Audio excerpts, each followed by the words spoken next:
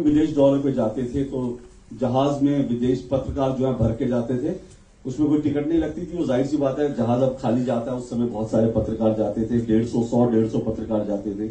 लेकिन उसके बाद क्या होता था, जो अब नहीं होता, कि जब आप जहाज में जाते थे और उसके बाद विमान में आपको पूरी खातिरदारी होती थी, और जब आप अपने होटल के रूम में पहुंचते थे, दरवाजा खोलते ही आपकी टेबल पर एक ब्लैक लेवल की बोतल रखी जाती थी विदेश मंत्रालय के सौजन्य से। वो आपको गिफ्ट दी जाती थी पत्रकारों की कि ये विदेश मंत्रालय के सौजन्य से आपको ब्लैक लेवल मिल रही है। उसके बाद एक मीडिया सेंटर खुलता था, जिस मीडिया सेंटर में कंप्यूटर्स होते थे और तमाम फोन्स होते थे कि आप उसमें अपने रिपोर्टिंग कर पाए। उस मीडिया सेंटर में 24 घंटे का मीडिया सेंटर होता था। उसमें आपको जो दुनिया की मनपसंद डिश है वो आपको खाने के लिए मिलती थी, और 24 घंटे बार खुला रहता था जहां पर बियर्स और दुनिया की महंगी से महंगी शराब वहां उपलब्ध होती थी। और मैंने अपनी आंखों से देखा है कि पत्रकार पहले पीते भी थे, और उसके बाद जब वो अपने होटल के रूम में जाते थे तो ऐसे बियर के कैन उठाते थे और अपने रूम में ले जाते थे, पैक करा के हिंदुस्तान लाते थे अपने। और उसके बाद जब आप वहां से वापसी आते थे तो वापसी में जब आप विमान में बैठते थे तो फिर आपको एक ब्लैक लेवल की बोतल गिफ्ट की जाती थी। ये सब कुछ होता था जब अटल जी भी थे, मनमोहन सिंह जी भी थे।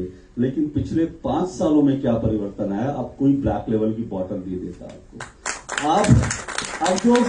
अब जो मीडिया सेंटर खुलता है वहां चाय होती है, बिस्किट होते हैं और कुछ नहीं होता। और दूसरी बात, आप विमान में आए, होटल में जाए, कुछ नहीं आपको मिलेगा। आप अपना काम करने आए, काम करने आए। एक चीज और हुई, हमें बड़ी उसके लिए मैं कहूंगा कि थोड़ी तकलीफ भी होती है, पत्रकारों को ज्यादा तकलीफ होती है कि पहले जब विदेश दौरे में जाते थे तो अटल जी थोड़ा मस्त मौला किस्म के आदमी थे।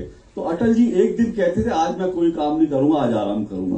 तो उस दिन पत्रकारों की मौज लग जाती थी। वो कहते थे चलो अब लंदन आए तो लंदन घूम लेते हैं, तो निकल जाते थे घूमने के लिए। विदेश मंत्रालय गाड़ी वाड़ी प्रोवाइड कर देता था। मनमोहन सिंह जी के साथ था कि वो सुबह एक प्रोग्राम करते थे, उसके बाद शाम खाली होती थी, तो शाम को घूमने निकल जाओ। शाम को करा सुबह खाली, सुबह आप घूमने निकल जाओ। अब मोदी जी जब से आया 9 बजे उनका पहला प्रोग्राम शुरू होता है और रात को 9 बजे उनका दूसरा प्रोग्राम खत्म होता है। यहां तक हुआ कि मतलब हम लोग सैन फ्रांसिस्को गए थे, वहां हमें खाना खाने को नहीं मिला क्योंकि रेस्टोरेंट बंद हो गए थे। तो ये हालत थी, क्योंकि जब 9 साढ़े 9 बजे उनका प्रोग्राम खत्म हुआ।